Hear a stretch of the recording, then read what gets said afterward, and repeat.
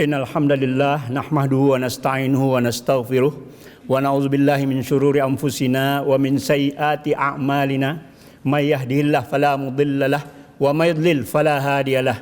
Asyhadu an la ilaha illallah wa asyhadu anna Muhammadan abduhu wa rasuluh.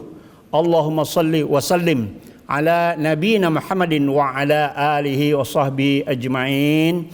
Ittaqullaha haqqa tuqatih wa la tamutunna illa wa antum muslimun. Innamal ilmu indallah fa innama ana nazirum mubin.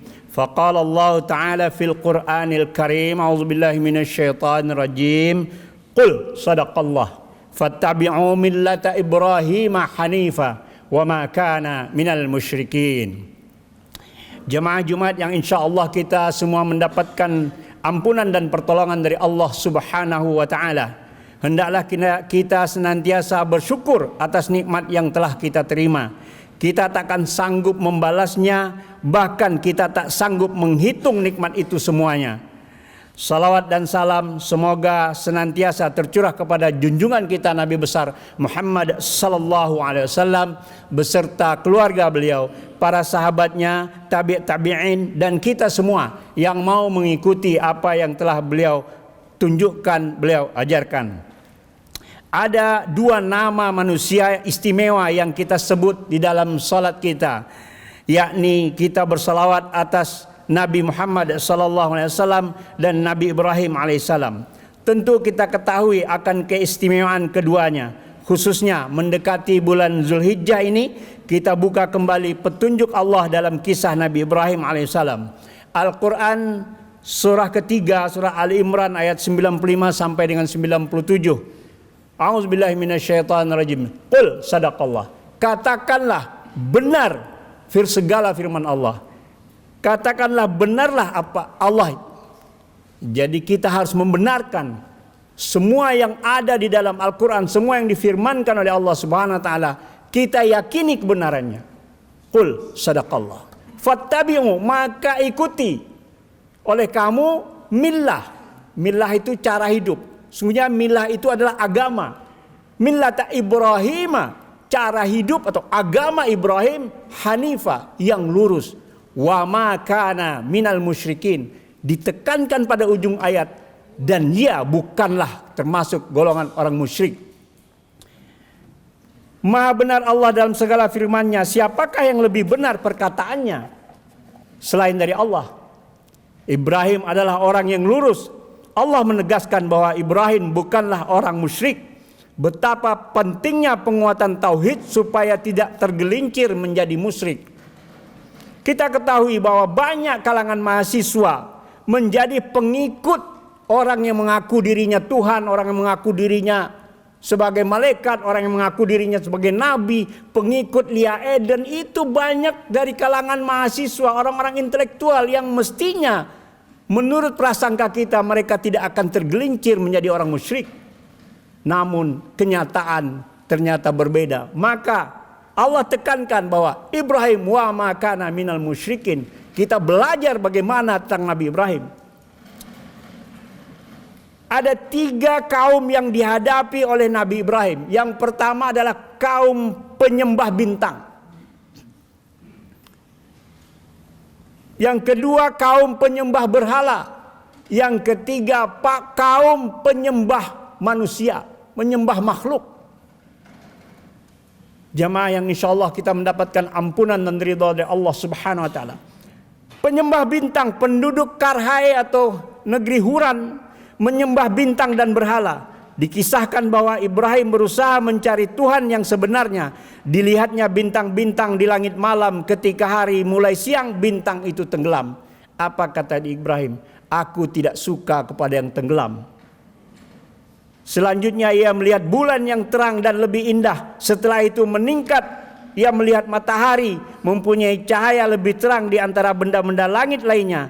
Ibrahim menjelaskan bahwa semua itu dijalankan, ditetapkan dan dikendalikan. Pasti ada yang mengendalikan. Siapa yang mengendalikannya? Allah Subhanahu wa taala. Sampai saat ini pun masih ada orang-orang modern yang masih mempercayai bintang-bintang, masih menyembah bintang-bintang, meyakini bahwa ramalan bintang itu berlaku. Masih situs tentang zodiak, ramalan bintang itu dikunjungi setiap harinya tidak kurang dari 3.000 pengunjung situs itu. Nauzubillah. Ternyata masih ada yang percaya Virgo, Libra itu semua. Kini kepercayaan musyrik yang harus dihilangkan di kalangan umat Islam. Yang kedua adalah penyembah berhala. Patung-patung mereka buat dan mereka sembah. Dakwah pertama kali dilakukan Ibrahim alaihissalam adalah dakwah kepada ayahnya sendiri, yakni kaum penyembah berhala. Jelas di dalam Al-Quran katakan, saya bacakan terjemahannya saja. Ingatlah ketika ia berkata kepada bapaknya, "Wahai bapakku, mengapa engkau menyembah sesuatu yang tidak mendengar, tidak melihat dan tidak menolongmu sedikit pun? Wahai bapakku, sesungguhnya telah datang kepadaku sebagian ilmu pengetahuan yang tidak datang kepadamu. Maka ikutilah aku, niscaya aku akan menunjukkan kepadamu jalan yang lurus. Wahai bapakku, janganlah engkau menyembah syaitan. Sesungguhnya syaitan itu durhaka kepada Tuhan yang Maha Pemurah. Wahai bapakku, sesungguhnya aku khawatir bahwa engkau akan ditimpa azab dari Tuhan yang Maha Pemurah, maka engkau menjadi kawan syaitan." Bapaknya berkata, "Bencikah kamu terhadap Tuhan-Tuhanku? Hai Ibrahim, jika kamu tidak berhenti, niscaya kamu akan kurajam dan tinggalkanlah aku untuk waktu yang lama." Ibrahim berkata, "Semoga keselamatan dilimpahkan kepadamu. Aku akan memintakan ampun untukmu kepada Tuhanku. Sesungguhnya dia sangat baik kepadaku. Dan aku akan menjauhkan diri darimu dan apa yang kamu seru selain Allah. Dan aku akan berdoa kepada Tuhanku. Mudah-mudahan aku tidak akan kecewa dengan berdoa kepada Tuhanku." Al-Quran surat 19, surat Maryam ayat 41 sampai 48. Kemudian Ibrahim menjalankan strategi terhadap berhala-berhala itu. Ia menghancurkan berhala-berhala dengan kapaknya dan meninggalkan satu kapaknya pada satu berhala yang besar. Mereka berkata, "Siapakah yang telah melakukan perbuatan ini terhadap Tuhan-Tuhan kami? Sesungguhnya ia termasuk orang yang zalim." Mereka berkata, "Kami dengar ada seorang pemuda yang mencela berhala ini yang bernama Ibrahim." Mereka berkata, "Kalau demikian bawalah ia dengan cara yang dapat dilihat oleh orang banyak agar mereka menyaksikan." Mereka bertanya, "Apakah kamu yang melakukan perbuatan ini terhadap Tuhan-Tuhan kami, hai Ibrahim?" Ibrahim menjawab, "Sebenarnya patung yang besar itulah yang melakukannya. Maka tanyakanlah kepada berhala itu jika mereka dapat berbicara." Maka mereka telah kembali kepada kesadaran mereka dan kemudian berkata, "Sesungguhnya kalian semua adalah orang-orang yang menganiaya diri." Lalu kepada mereka, kepala mereka menunduk. "Sesungguhnya kamu, hai Ibrahim, telah mengetahui bahwa berhala-berhala itu tidak dapat berbicara." Ibrahim berkata, "Lalu mengapa kalian menyembah selain Allah sesuatu yang tidak dapat memberi manfaat sedikit pun, tidak pula memberi mudarat kepada kalian? Ah, celaka kalian dan apa yang kalian sembah selain Allah. Maka apakah kalian tidak memahami?" Mereka berkata, "Bakarlah ia dan bantulah Tuhan-Tuhan kalian jika kalian benar-benar hendak bertindak."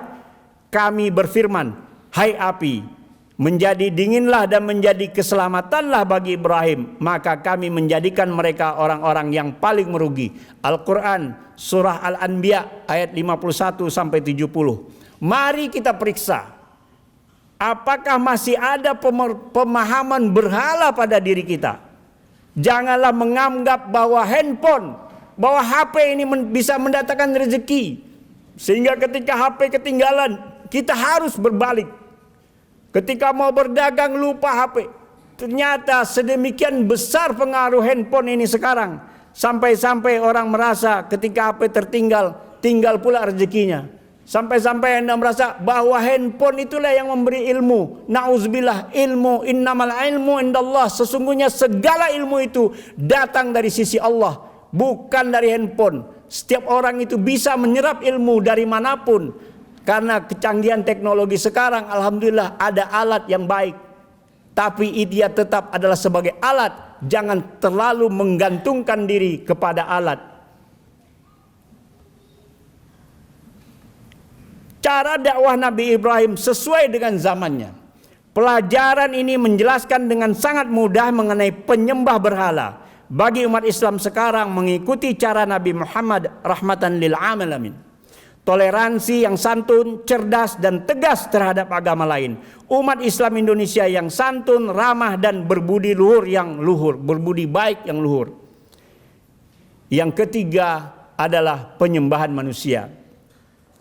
Di dalam surah Al-Baqarah ayat 258, A'udzubillahi minasyaitonir rajim. Alam tara ilal ladzina hajja Ibrahim fi rabbih.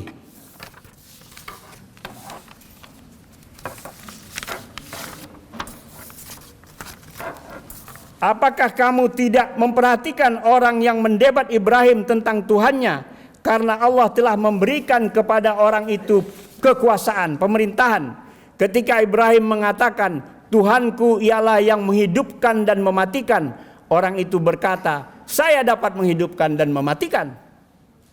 Orang itu berkata, saya dapat menghidupkan dan mematikan. Ibrahim berkata, sesungguhnya Allah menerbitkan matahari dari timur dan terbitkanlah ia dari barat. Lalu terdiamlah orang kafir itu dan Allah tidak memberi petunjuk kepada orang-orang yang zalim. Al-Baqarah ayat 258. Kemudian Allah mengirimkan lalat yang tidak terlihat oleh mereka. Lalu lalat-lalat itu memakan daging-daging mereka sehingga yang tersisa adalah tulang belulangnya saja. Lalu seekor lalat itu masuk ke dalam hidung Namrud dan menetap di dalamnya selama 400 tahun. Dengan lalat itu Allah Ta'ala mengazabnya dan dia selalu memukul kepalanya dengan besi selama masa itu sehingga Allah membinasakannya. Karena manusia mendefinisikan Tuhan dengan pikirannya, maka sehingga ia bertuhan kepada Tuhan yang dipikirkannya, bukan Tuhan yang sesungguhnya. Maka marilah kita selidiki keimanan kita. Apakah sudah benar iman kita kepada Allah, kepada Tuhan yang sesungguhnya?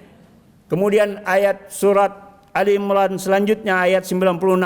Inna awwala baitin wudi'a lin-nasi lallazi bi Bakkata mubarakan wa hudal lil alamin. Sesungguhnya rumah yang mula-mula awal dibangun untuk beribadat manusia, linnas lillazi bi Bak, yaitu bi Bakkah, Baitullah yang ada di Bakkah atau Mekah sekarang, diberkahi dan menjadi petunjuk bagi semua manusia. Wa hudal lil alamin. Maka jemaah yang insyaallah kita mendapatkan ampunan dan ridha dari Allah Subhanahu wa taala. Setiap orang yang pergi mengunjungi Baitullah itu, ia akan mendapat wahudal lil alamin, mendapat petunjuk dari Allah Subhanahu wa taala.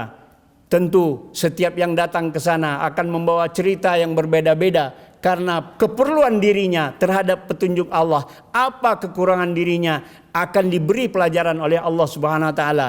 Maka ketika kita sampai nanti di depan Baitullah, Allah akan banyak berikan kita petunjuk tentang kekurangan-kekurangan kita. Maka jangan anggap cerita-cerita orang pulang haji itu sesuatu yang aneh. Bukan, itu adalah petunjuk dari Allah Subhanahu wa taala. Barakallahu li wa lakum fil Qur'anil Karim wa nafa'ani wa iyyakum bima fihi wa dzikril hakim wa taqabbala minna wa minkum tilawatahu innahu huwal ghafurur rahim wa qur rabbighfir warham wa anta khairur rahimin. Alhamdulillahilladzi lam yattakhidz waladan wa lam yakul lahu syarikum fil mulk wa lam yakul lahu waliyyun minaz zulli wa kabbirhu takbira. Asyhadu an la ilaha illallah wa asyhadu anna Muhammadan abduhu wa rasuluh. Allahumma salli wa sallim ala nabiyyina Muhammadin wa ala alihi wa sahbihi ajma'in. Ittaqullaha haqqa tuqatih wa la tamutunna illa wa antum muslimun. Jemaah yang insyaallah kita mendapatkan pertolongan Allah. Mari kita senantiasa mempelajari tentang perbandingan agama, supaya jangan sampai ada nanti keturunan kita, saudara kita, orang-orang yang terdekat dengan kita melenceng menjadi orang-orang yang musyrik. Maka perlu mempelajari ilmu perbandingan agama. Jemaah yang insya Allah mendapatkan ampunan dari Allah Subhanahu Wa Taala, perlu kita menerima informasi-informasi itu, perlu kita selidiki, jangan asal terima saja. Bahkan kemungkinan jika nanti Idul Adha kita berbeda, itu juga merupakan satu anugerah. Jangan kita judge tentang keburukan-keburukan, kesalahan-kesalahan sedemikian. Semoga dengan ini insya Allah agama Islam yang senantiasa rahmatan lil alamin ini menjadikan kita makhluk-makhluk yang bertakwa kepada Allah Subhanahu Wa Taala. Mari kita periksa iman kita. Sudahkah kita sanggup?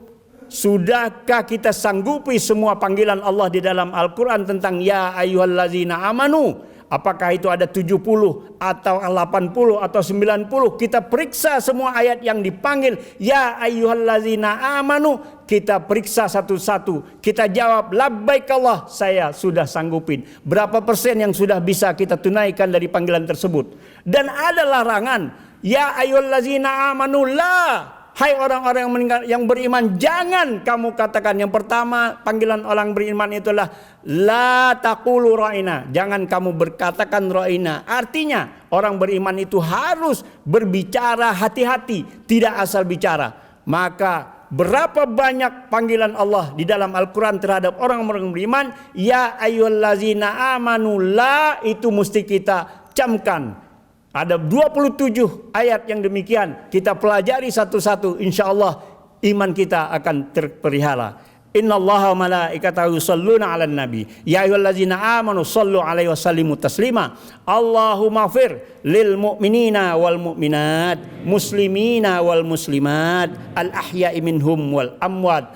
Allahumma ansur muslimina fi Palestin, Allahumma ansur muslimina fi Rohingya, Allahumma ansur muslimina wal mu'minina fi India, Allahumma ansur muslimina wal mu'minina fi Rusia, Allahumma ansur muslimina wal mu'minina fi Ukraina, Allahumma ansur muslimina wal mu'minina fi Indonesia, Allahumma ansur muslimina wal mu'minina fi Jakarta, Allahumma ansur muslimina wal mu'minina fi kulli makan.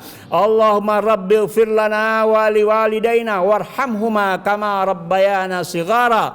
Allahumma rabbi ighfir lana wa liwalidaina wa liman dakhala baitiya mu'minan wa lil mu'minina wal mu'minat wa la tazidiz zalimina illa tabara.